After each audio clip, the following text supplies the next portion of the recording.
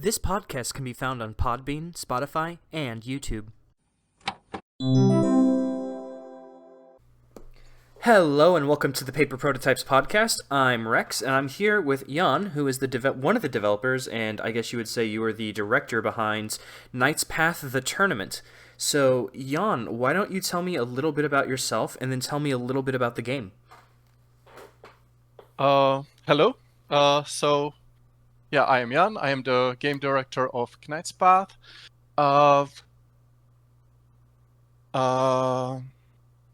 Yeah, that's it. No, we started the game, the demo, with just me and my friend as a passion project, as a hobby, and it grew in something bigger. And now we are developing full game, which looks absolutely beyond my imagination, and I think it will be a really cool game. So, the Knight's Path: The Tournament. What exactly inspired you to make this demo? So let's take it from the very start. I downloaded Unreal, like 6 years ago, to build castles, right? So I am a big castle nerd and medieval and history fan, and I just downloaded Unreal and I wanted to build castles there. And that's what I did, and I built pretty nice castle, and I was happy with it, and I was like, yeah, it would need some gameplay.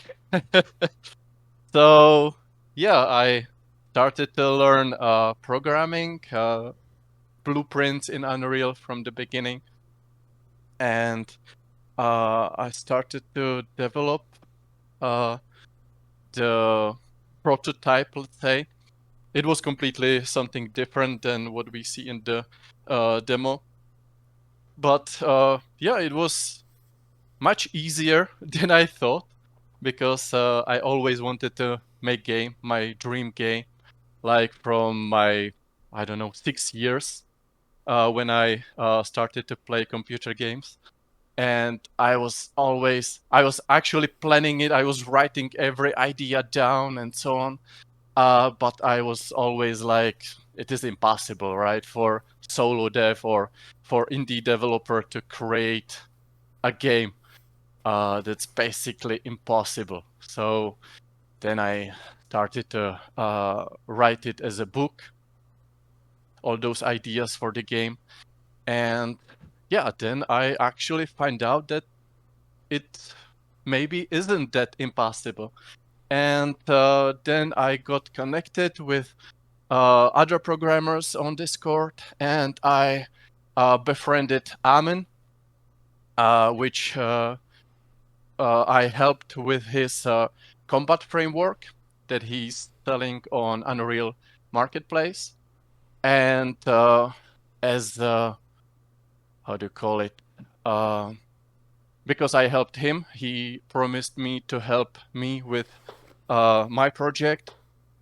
And so he started helping me out, and he started to see the potential of the game, of the direction I am taking the project. And it started to look good, and we was like, yeah, maybe we could release some concept combat demo to gather feedback if this is what people would like to play, would enjoy to play. And so we did release one very short demo with just one enemy. It's actually on YouTube, one of our very first videos. It was just internal demo. We shared it on our Discord with the few members we had back then. And yeah, people liked it. So we developed it further with more enemy types and little story. And most importantly, the combat system that we developed that is based on Sekiro combat mechanics, but grounded in HEMA, historical European martial arts. So basically, real sword fighting. Um, it was a little bit complex to learn with the first demo with that one enemy where you had just everything at your disposal. So we wanted to introduce some kind of tutorial with our next demo as well. And also to introduce our immersive RPG progression system. So yeah, that's what we started to work on.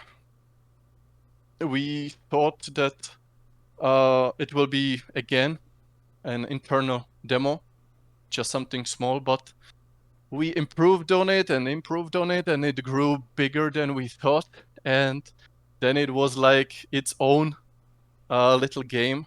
So we decided to bring it on Steam, and yeah, that's the Knight's Path, the tournament, the concept demo which we release to gather feedback if we are on the right track. If this game, what we have in mind, would be something that people would enjoy. Okay. How did you end up deciding that you wanted to have Sekiro-like combat for the game? Good question. So the combat, as I said, I was thinking about my dream game like from my 6 years.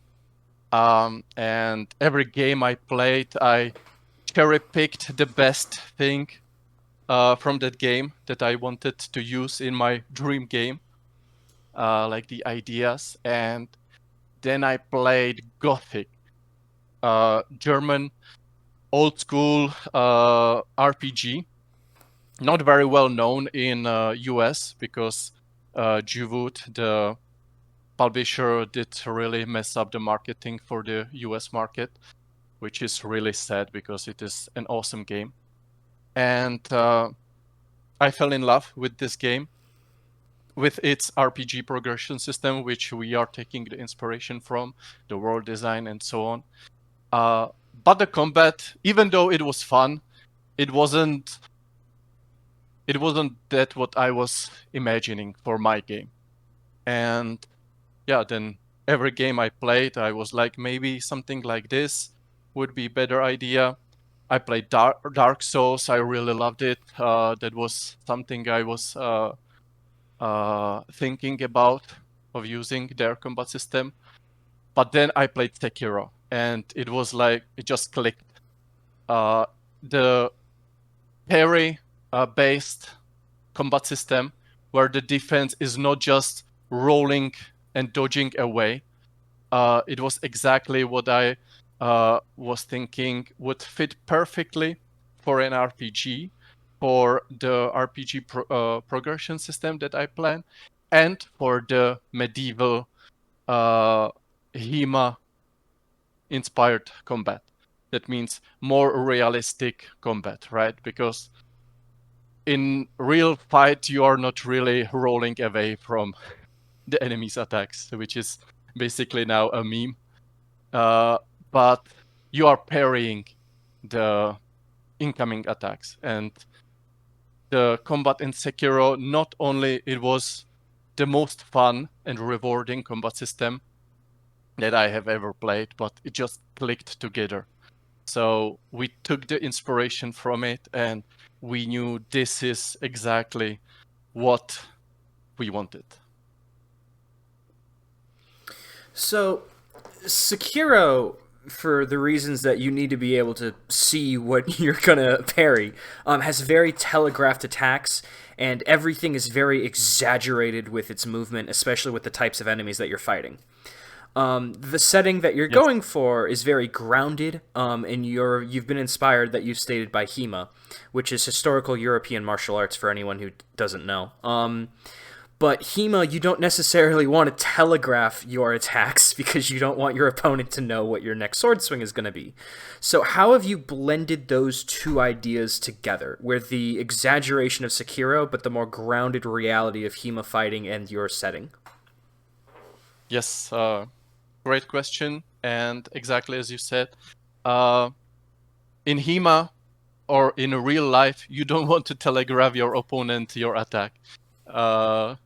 That would be stupid, right? But yeah, we are developing a game, and telegraphing is something that you just cannot avoid.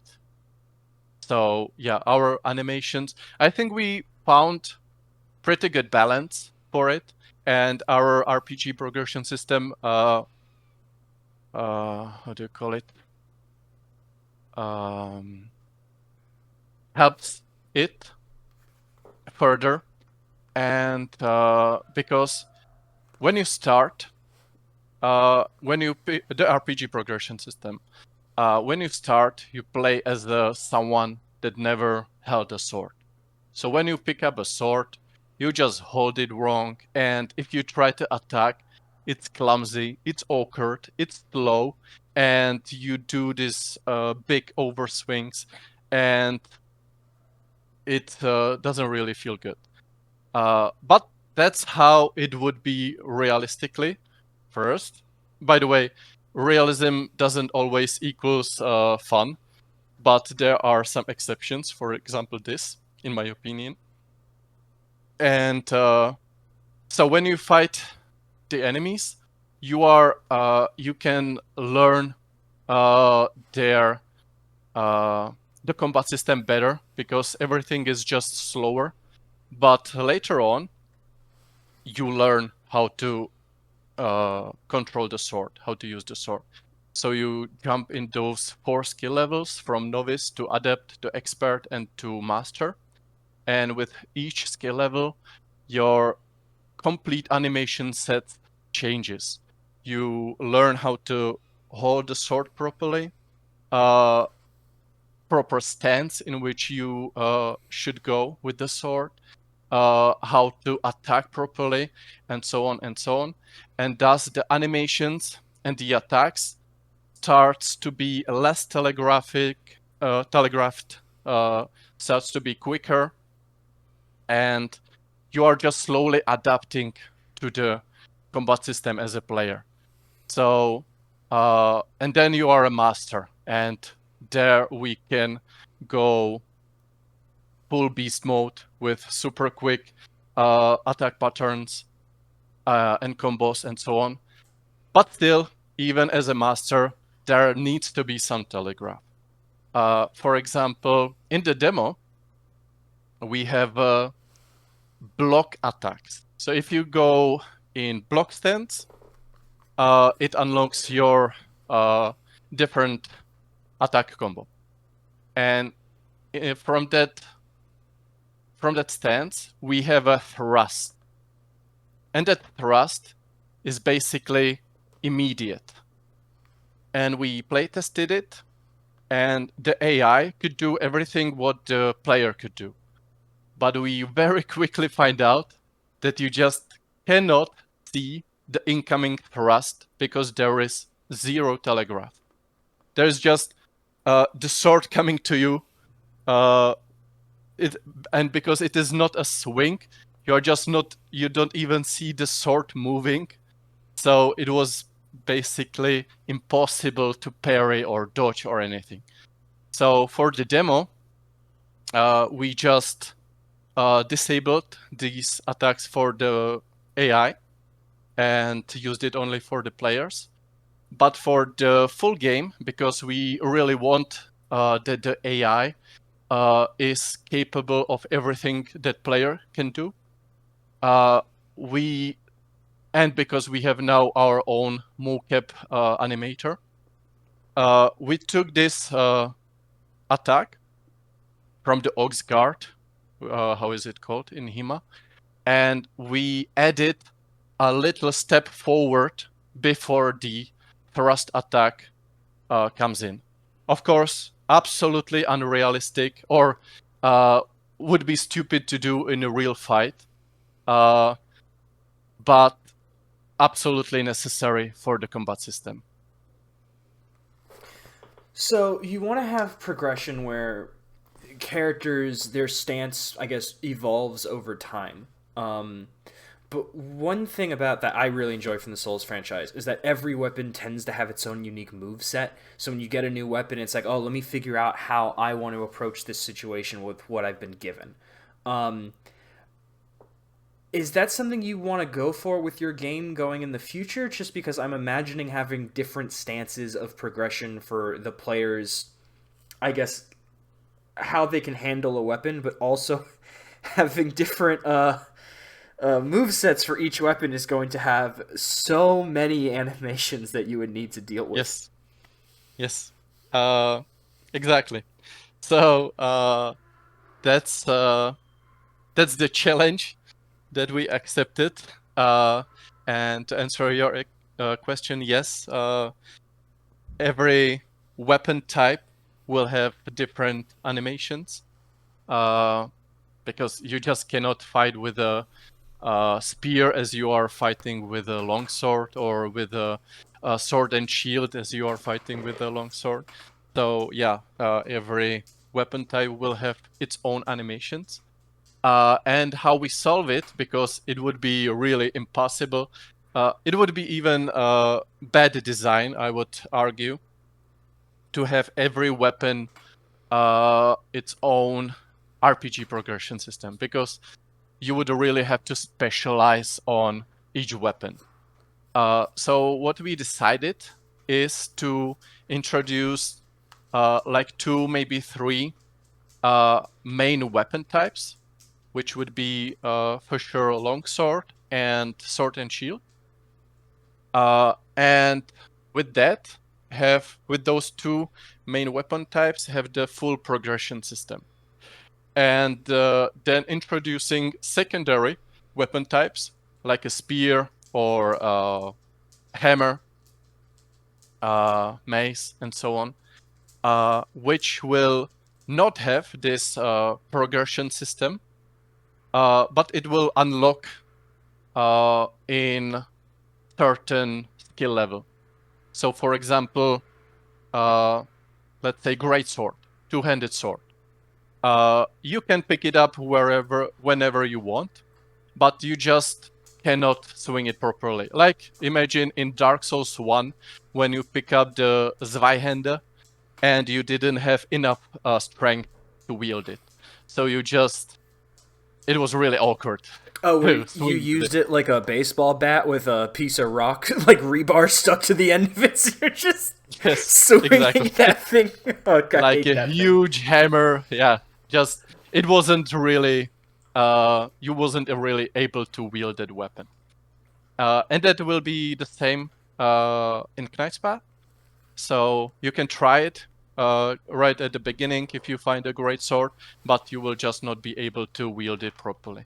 But then with the great sword, you unlock in the master skill level for longsword and the great sword, and you will learn. You will be able to learn the great sword as well. So this is this compromise from the amount of animations that we need, that we decided for, but also I think it is a better game design than having these every weapon type its own progression system. Why settle for low fantasy for the genre that you're wanting to go for? Because I know when it came to like the switch from Dark Souls 1 to Dark Souls 2, a lot of players were complaining that the game was mostly just dudes in armor, which was not fucking true. If anyone's played Dark Souls 2, that is not how that works. But so what is it about low fantasy that draws your appeal? um, because I mean, I like both. I like high fantasy, I like low fantasy, but I think that it just fits better together if we are going for the more realistic combat system, if we are going for basically historical armors that you could see on the Twitter. Uh, and to combine it with just a little bit of fantasy and not overdo it, I think it fits better. And also, I think it is difficult to adjust high fantasy world with its rules to make it work. Like if you have super strong magicians and gods and everything on each corner, to balance the powers and to make it work, it's way more difficult to just have a real world with some few fantasy monsters. Uh, but at the same time, I didn't want to make it 100% realistic because first I wanted to create my own world. Second, it would be very limiting to have a realistic world set in certain date. And third, I enjoy to fight monsters in these games. So I enjoy to fight humans, the armored opponents, as you mentioned in Dark Souls 2. But I as well enjoy here and there to sprinkle it up with some monsters, some unique enemy types. I will say I have a personal pet peeve when it comes to high fantasy because it'll be like a normal setting, and then it'll just like some people can just cast spells like a wizard, and all I can think is like, okay, but if a war were to break out like in Skyrim, wouldn't everything would change because then you would have like the spellcasters be like artillery in the background. Like all the tactics of the world would have to change. But they don't do that, and it really bothers me because then the world building falls apart. But that's just a personal pet peeve I have. No, exactly. I agree 100%.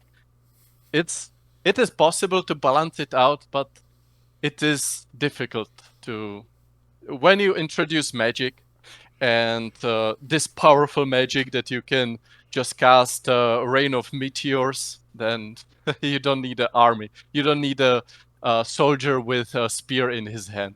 It's done.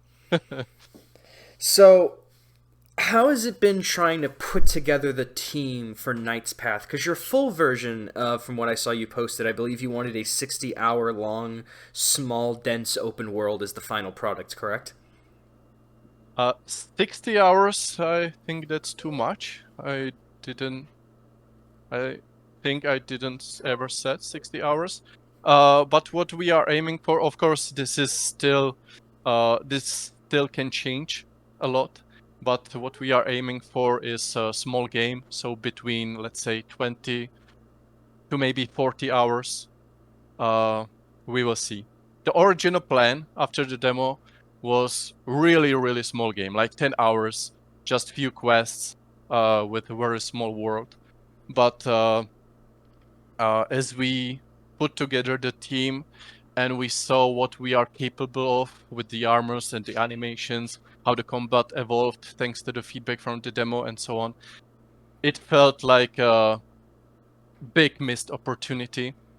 The story I am writing from my 15 years old, so the story is there as well to um, incorporate more gameplay. So yeah, we decided to increase the scope a bit. Of course, we have to be very careful with this because we are still very small indie team with no budget whatsoever. So we have to keep it grounded, the scope. But yeah, it will be, let's say, between 20 and 40 hours. And have you drawn any attention from publishers or any type of funding since the demo has come out? Yes. Okay, so the demo,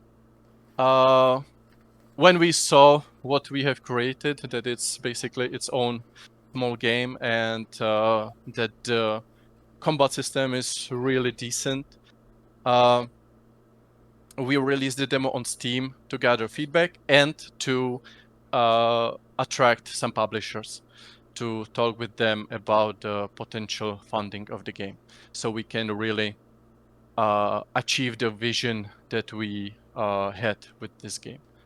And we did. we spoke seriously with 3 or 4 publishers, and the talks were mostly going good, but we decided to stay independent because so some publishers declined us, and some publishers that were interested wanted, for example, to own the IP of Knight's Path, or they wanted we wanted to keep the what do you call it, artistic, the vision and so on, but they wanted to introduce their own ideas and so on. So also they wanted us to fully concentrate on the game, which is understandable. I don't have anything against it, but we wanted to keep our daily jobs and continue working on the game on the side in our free time. So yeah, after all this, we decided to stay independent, and we are really happy with that decision, because why we wanted the publisher was mostly because of marketing, animator, and 3D modeler. We wanted help to find some good 3D modeler, some animator, and help with the marketing, because we didn't have any of those things. But after we decided to stay independent, we found ourselves one of the best 3D modeler in gaming industry, and one of the best animator in the gaming industry, which are now part of the team. And the marketing, even though it is a very, I would say, amateurish way of doing marketing, but our social medias grow every day with each post, and the community grows. And yeah, I think if we keep it up, it's enough. And that was basically everything what we needed. And now we can continue developing the game without anyone breathing on our backs and asking when it will be finally done. So let's dive a little more into the demo, which is supposed to be sort of a combat demonstration, since the combat's going to be your main core gameplay loop of the game. Mm-hmm. A common complaint I see whenever you talk about games that are aping Dark Souls or Sekiro or anything from that genre is that the game can fall under a category where players are like, oh, this feels clunky. How have you learned from being on Steam how to make your combat feel less clunky and more fluid for a player to pick up? Yeah, that's hard to answer. I mean, what exactly is clunky, right? It just, I guess, the feel from the combat. But what we learned from the combat is that inputs have to be snappy and immediate. Very important also that the controls needs to be able to remap. We didn't have this option in the demo, and some players really couldn't get used to the controls we mapped for them. But that will be, of course, part of the full game. The animations have to be done properly. Hit reactions have to be perfect, juicy. What else? I mean, it has to work perfectly. If you parry, then you should be able to parry, not that the combat bugs out and you get hit. And yeah, I would say the clunkiness is more in the nuances. It just, everything needs to be perfectly polished to get rid of the clunky feel. There is not like one thing that I could say that would get rid of it. you know? There's some stuff that players will mention that unless you're into a Souls game, you're not really going to pay attention to, and that would be the amount of like what are called iframes you get when you dodge, or like the invincibility period you get when you move out of the way. Or I can't remember. Does Knight's Path? And I didn't think it did. Does it have animation canceling? Yes, it has. Uh, so in each attack or in each animation, we are setting what kind of input is allowed on which part of the animation. For example, on the beginning of the attack, you can, like very small part of the beginning of the animation, you can cancel into dodge. In the demo, we had cancellation for parry, basically in the whole duration of the animation, which made the combat very easy, in my opinion. So in every frame of the attack animation, you could cancel into parry. And so yeah, we have definitely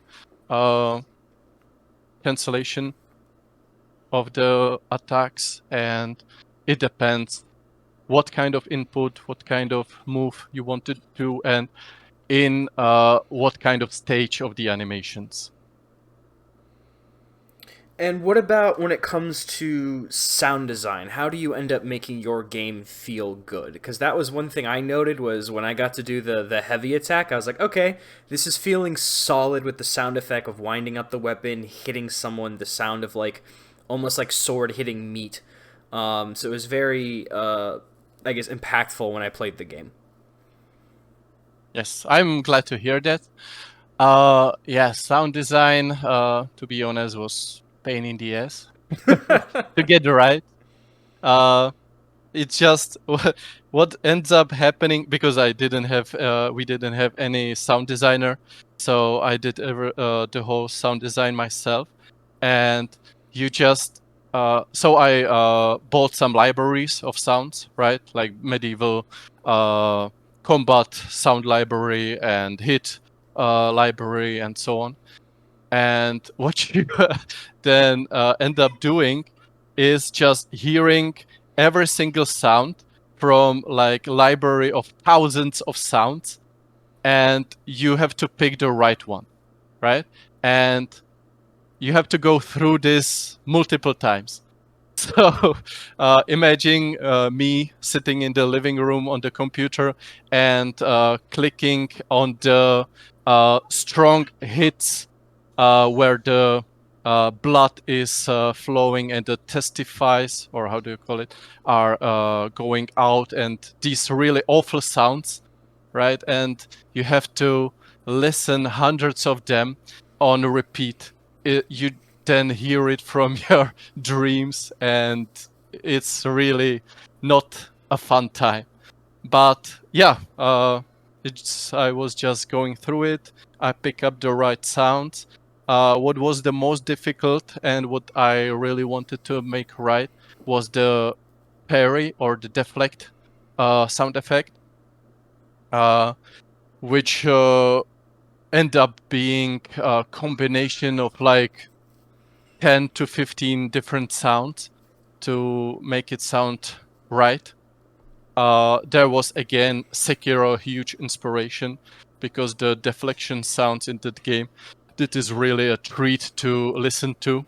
Every time you manage to parry the enemy's attack and you sound that deflection animation, it just clicked something in you. And that was the inspiration I was going for. That was what I wanted to achieve. So yeah, just many hours of finding the right sounds, mixing them together, and finding what the players are saying about the sounds. So is considering how much you're into medieval history. How much does it bother you when you watch a movie or a game and the soundscape is not what it should be? Like whenever someone pulls out a sword and you hear like the metal rasping of their sheath, but it's made of leather. To be honest, I never really noticed like a wrong sound design in movies, like you are saying, like from a leather scabbard, the metal ringing or something like that. Um, yeah, I never really noticed something like that. But what bothers me are, of course, the armors and gray or blue filter, and how everything muddy in medieval times is nothing. There are no colors at all except brown and gray, and that's what really, really bothers me. I mean, I can enjoy the movies as well. For example, The King on the Netflix. I really enjoyed it, but again, when I see how it could look like the armor that the Henry actually wore back then is nothing. In the movie, he has just a chainmail skirt and that's it. And it's just such a missed opportunity. And I really pray to God that someday we will go back, because back I like the old movies. There are Czech movies about Hussites, or there is this pretty old movie also about Henry, and they did the costumes right. The armors were basically really historical armors, except some few exceptions. But it was so much better. I don't know where the Hollywood gone wrong, but the costumes are nothing what it was back then. And I hope really that we go back to it, because it looks so magnificent when you see the knights in their historical armors, with all the colors, the banners and everything, the heraldry. The feel is absolutely somewhere else. And also, what bothers me are the fight scenes. I have to say, in The King, that it was pretty decent. It wasn't bad at all. But yeah, in most of the movies, it has nothing with Hema, right? Nothing similar. And there is this argument, yeah, we have to do it because it looks better. But then you look on YouTube on the Hema experts and their videos when they are fighting, and it looks 1,000 times better. And I hope that someday the Hollywood or anyone will learn from it and do it justice, because it will be a treat to everyone, not just history nerds like me, but to everyone. It just objectively looks better. That's the thing. Like, I know a lot of movies, people just get stabbed through the chest even though they're wearing armor, because like it's medieval, it's supposed to be brutal. Oh yeah. What's more brutal is you can't stab through the armor, so you have to wrestle him to the ground, look for a slit in the armor, and slowly slide a dagger through the armor until you reach something vital. That is significantly worse. Or, as if people are watching on YouTube, there are slits in your icons' helmets.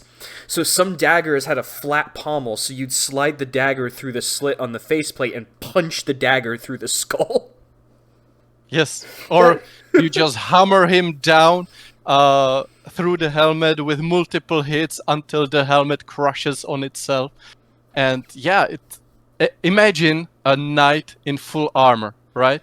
And there are archers shooting at him, and the arrows are deflecting from the armor, because that's how the armor was designed, to deflect the arrows. They really didn't go through the plates in most cases, and he just continues to walking towards the enemies, unbothered by the enemy fire, and then just obliterate everyone there. Or they eventually defeat him with these very brutal methods. They try to slash his armor with the sword, but it just bounced back. And they notice, okay, then let's use hammers or the daggers or house swording. yeah, it's so much better, man. So much better. So hopefully one day they will understand it, or there will some real medieval fan will take the lead role and do it justice. I hope we will see it one day. Nope, with the new Christopher Nolan film with that's supposed to be based off the Odyssey, they're all wearing fucking leather jackets that are brown, and I'm like, damn it, you're hoplites. You're supposed to be wearing bronze. It's so shiny. It looks so nice. But Yes, it's all yes, leather. exactly. But that and was a and night. Oh, sorry. yeah, and that from Nolan, right? With the how was the movie called from the Second World War? Oh, are you thinking Dunkirk? Dunkirk. Yes, he makes sure that everything is so authentic, right? Like everything, he was so purist about it. And then I know you can say that the Odyssey is a fantasy, but yeah, it's such a missed opportunity. That was one thing I really enjoyed about Knight's Path is I talked to one guy and he's like, oh well, I'm faster if I don't use a shield, and since it's a duel, I'm just gonna be using a one-handed like sword. And then his stance is almost like he's fencing me, so he's like constantly thrusting like it's a rapier to close the gap at me. And I'm like, holy shit, this guy's actually kind of like tough to fight despite dropping the shield. And so by having authentic historical stances, you've given character to many of the different people that I'm dueling throughout the game, which I really appreciated. Mm-hmm. Yes, yes. So, What I wanted with the Knight's Path, one of the game design decisions, let's say, is to make it logical. And it sounds like an obvious thing, but so many games doesn't do this, and I don't understand why. So let's say, for example, you have, let's say, Dragon's Dogma, right? I played Dragon's Dogma 2, and in 1 hour of playing it, I found the full plate armor, really awesome looking full plate armor that the guards in the town were using. And I was like, what? I have the best armor in the game. I equipped it, and it was worse than my chainmail armor. And these things just doesn't make sense to me. Like, how can the full plate armor that looks absolutely awesome has worse stats than the chainmail shirt that I have equipped? And I really wanted the game to make sense. So when you are traveling the world in the Knight's Path, right, and you see full plate armor knight, you know immediately that he's a big deal, that you should not play with him if you are not the highest level. You don't need a little level UI icon or a skull next to his name uh, to show you that he is a real threat. No, it's just it's enough to see his armor, or because of our skill progression, combat skill progression, and the stances for each skill level. When he pulls up the sword, you will see how he holds the sword, if he is skillful with the sword or not. And again, you just know immediately, hey, this guy is a real threat. I have no chance against him, or hey, he holds it like my grandma, and I will beat him with my eyes closed, right? So these basic things I really wanted to make sense. And that's also for the weapons. So, of course, someone with just a one-handed sword will be quicker than someone with a great sword, right? And these little things, making them logical. That's really important for the game, for the game design that I am going for. that's something I really enjoyed about Kingdom Come Deliverance is that it means that a handful of peasants you could handle, but two dudes in full plate mail is like, hang on, we gotta reconsider. Or my other favorite detail of that game is that if there's an old gentleman that's a knight, don't fuck with the elderly, because don't. What's the expression? Beware the old man who's in a field where the young die. Yes, yes, exactly. So some dude Yeah, comes out with white hair, and it's like, nope, not you, not you. yeah, it's awesome when the world just makes sense. Then you don't need to read the rules of the world like when we take the fantasy world. When it's just logical and it makes sense, then it's so much more immersive, in my opinion. So that's what we are going for. It's certainly better when I play RPGs and there's a dude in full plate mail, but it's the tutorial level. So it's level 1, and then you get to the real open world, and there's a dude in leather, and he's so much harder than the original boss. Yes, I because hate he's when that level happens. 20. Exactly. That's really bother me. I know probably most of the players won't care about this, but it really bothers me. The core of my bones. So, considering the demo's been on Steam, and you're going to be using the demo going forward with the next demo that you have, which is going to be actually showing more of the scale of the world instead of just the combat. What have you learned has been a real pain point for your game? Like, what have you learned that players did not like and that you needed to focus on, and where did players like say, "Hey, this is really cool, you should stick with it"? So basically, the whole combat system, people really liked. They really enjoyed it. Uh, some even exaggerated how it is one of the best combat system, which is for sure not true. But yeah, they really enjoyed it. Uh, we have received still great feedback how to improve on it from Dark Souls and Sekiro and other games. Veterans, I would say, that really understand these nuances of the combat system. Uh, and it was really, really great, the constructive criticism that the players provided after they saw the potential. So we really tried to incorporate all that feedback. For example, the combat system is based on the parrying of the enemy attacks, right? But some players felt that the parrying is not impactful enough in a way that it doesn't harm the enemy posture enough, and it is not a viable strategy, which me personally, I disagree, because he can win the whole game, even the hardest boss at the end, with just deflecting. It is really, I would say, OP. But if some players felt that, it's true anyway, if you know what I mean. So we really focused on making the parrying as fun as possible and as impactful as possible, rewarding. And that's actually one of the things that we already showcase in our short video clips. And we made it so much more complex than it was in the demo.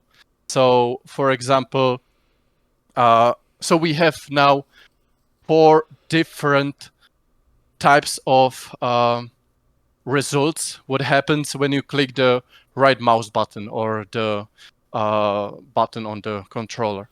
So you can either block while holding the button, result in the block, which is not the best defense strategy, because your posture gets really hurt and the enemies can go through your defense in just few attacks. Then when you time it properly, you will parry the enemy attack, which is the same as in the demo. But we took it further and we introduced perfect parry. So that is for the really skillful players that click the right mouse button right before the attack, really in small time frame window.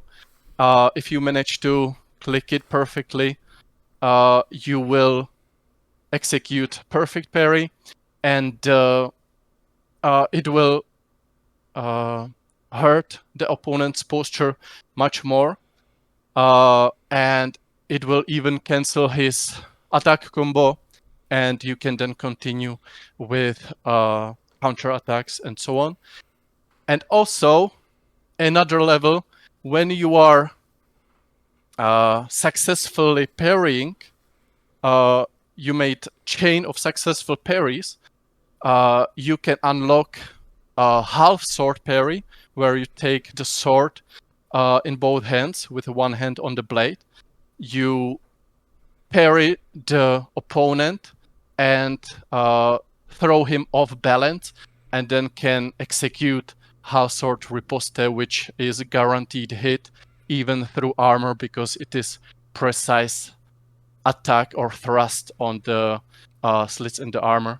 So we made the parrying really, really rewarding and impactful, and it is so much fun just to be defending against the opponent. It is not just rolling away, which disengages you from the combat, but you are the defense is offense at the same time, and it is really fun. On the other hand, what was really pain or a bad decision was in the demo. So back then, we didn't have really a community, and we didn't have much options, and the combat concept demo should have been just internal thing. That was what we planned for. And because of that, we were using for the NPCs, because we didn't want them to be mute, we used the text-to-speech or the AI voices, and that really was met with negative feedback, which we fully understand. So just to understand, then back then, it is almost 2 years ago, which feels like yesterday, but in AI development, it is a lifetime, right? And back then, everyone was just starting to explore these new tools that just were being developed. And as I said, we didn't want to have the NPCs mute, and we didn't have any budget. We didn't have any community that could to find volunteer voice actors. So we was playing with these text-to-speech tools, and yeah, that wasn't the right decision, I would say. I mean, we didn't have other choice other than have the NPCs mute, and some players didn't mind it. Some found the bad voices hilarious, but some really hated it, and they wished for the NPCs to be mute instead.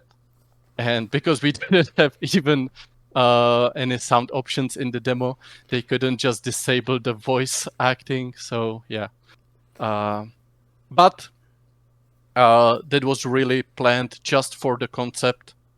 For the full game, we always wanted to use real voice actors, and we made it official as well, and that helped us to gather real voice actors that volunteered to be part of the project, that played the demo, liked the gameplay, and we have now a list of many voice actors that volunteered to lend their voices to the characters in the game.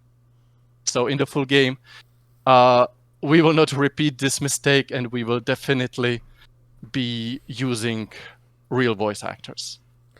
I really enjoy the expression of programmer art, where the programmer who has no artistic ability, throws together the demo and then makes like a bunch of placeholder stuff because like I said, it's the best you can do. What advice would you give to others that are trying to make their demo when it comes to doing stuff like that? To what degree do you need to have some things polished?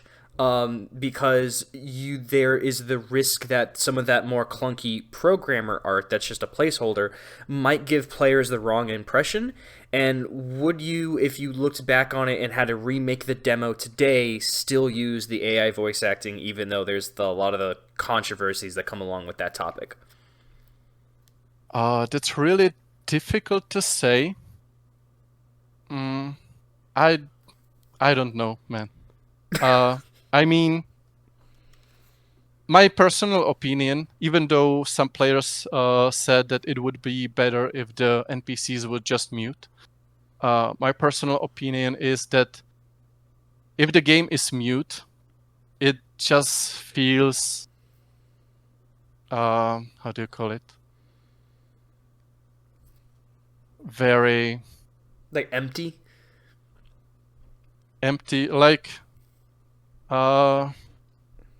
really cheap game. Or for me, it is immersion breaking. For some, of course, the computer voices were immersion breaking as well. But for me, it is, yeah, it doesn't look polished, I would say. Uh, of course, we had lots of negative feedback because of the computer voices. But maybe it helped us so better to find the volunteer voice actors, because we this subject was then prominent, and we could talk about how this was just for the concept and we intend to use real voice actors. So the word spread, and that much more volunteer voice actors contacted us, maybe because of it. Yeah, it's really hard to say, to be honest. Now the situation is, of course, completely different than it was back then. Now, if you use AI voices, at least I think, I didn't touch it since then, but I think that now they are almost unrecognizable from real voice acting.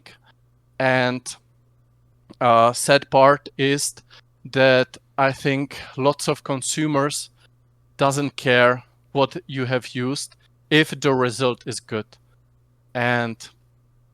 But again, the moral side of the story, how the AI learning tools prey on the real human work, on a real artist, and so on. So yeah, this is really, really tough to answer.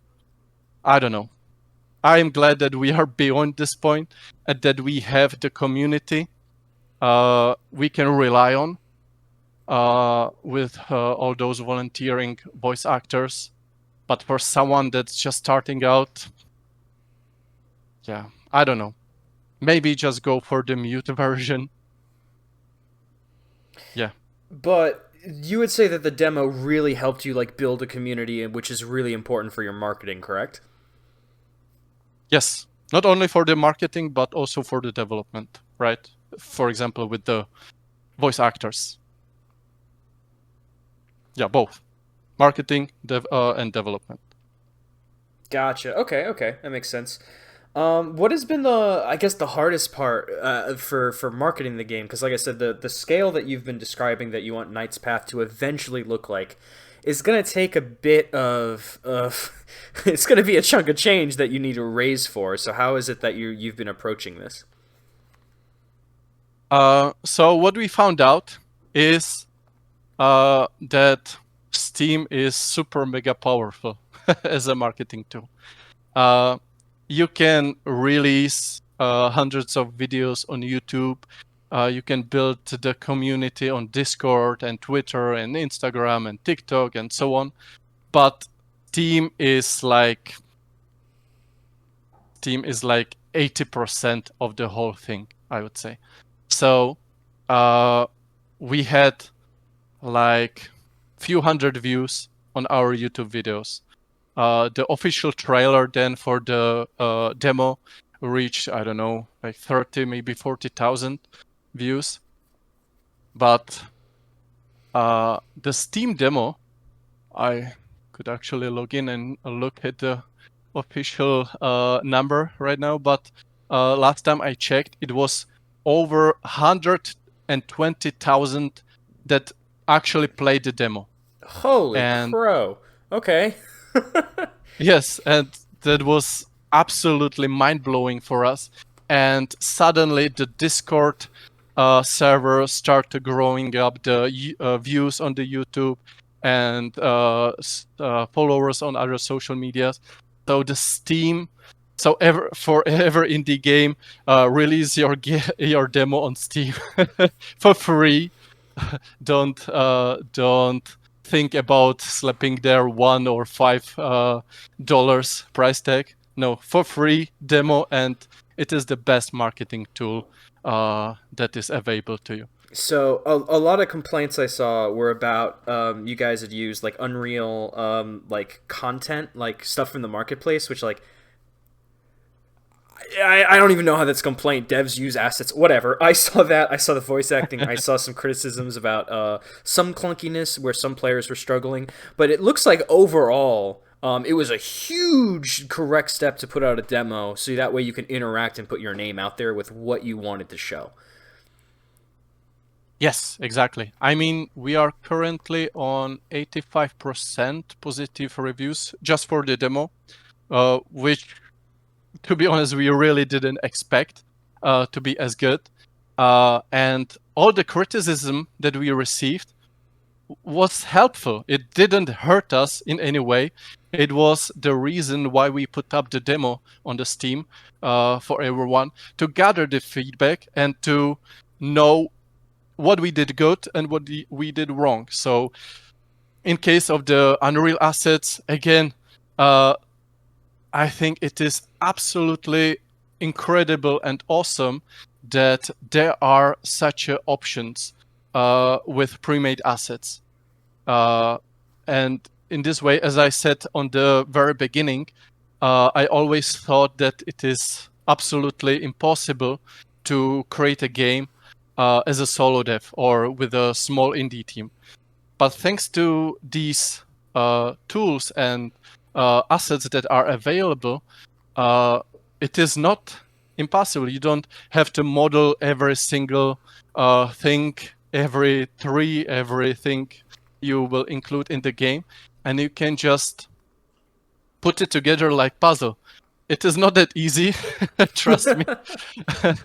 But yeah, it saves so much time, and to build a concept for your game before you build a community or before you gather budget or find a publisher, I think it is absolutely awesome that you have these options. So yeah, we use the marketplace assets from Unreal Marketplace, the armors, the animations, the castle we built from those modular assets, like we put all those walls pieces together, again like a puzzle, let's say, or Lego.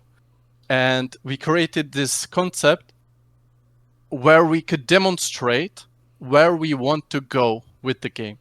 And it was clear that it is just for the concept, right? For the full game, we are modeling our own armors. We are doing our own animations and so on, because we don't want, that is one of the complaints, which is true, that the game feels generic if you are using the Unreal Marketplace assets. And that's true, because everyone is using them. So of course the game will not really look unique. You can change the texture and so on. In case of the armors, I just put different armor pieces together and adjusted them in Blender to make them look at least a little bit unique. but still everyone is using those assets. And if you really play these kind of games, you will see it repeatedly and it will not feel unique. And that's true. But yeah, for the full game, we are doing our own things. We are modeling our own armors, creating the animations, and it will definitely feel unique. On the other hand, there are things that you just don't have to reinvent the wheel every single time. For example, let's say grass or trees. I don't think it is really necessary for indie devs that don't have a budget to model their own grass and flowers and foliage and trees and rocks when you can buy these awesome assets on Unreal Marketplace. And that's what we are doing. Even with the full game, we are using the foliage, the trees, and so on from the marketplace assets. I don't think you have to reinvent the wheel every single time. And if we would do that, the game would never release, not with our resources. So yeah, that's what we are doing. And I guess for my final question before we conclude, how has it been watching people fight the final enemy in the demo? Interesting. Very interesting. Because you're playing, you have to play your game, right? You have to test it. So you are playing, you're fighting this enemy hundreds of times to make sure there are no bugs, everything works perfectly and so on.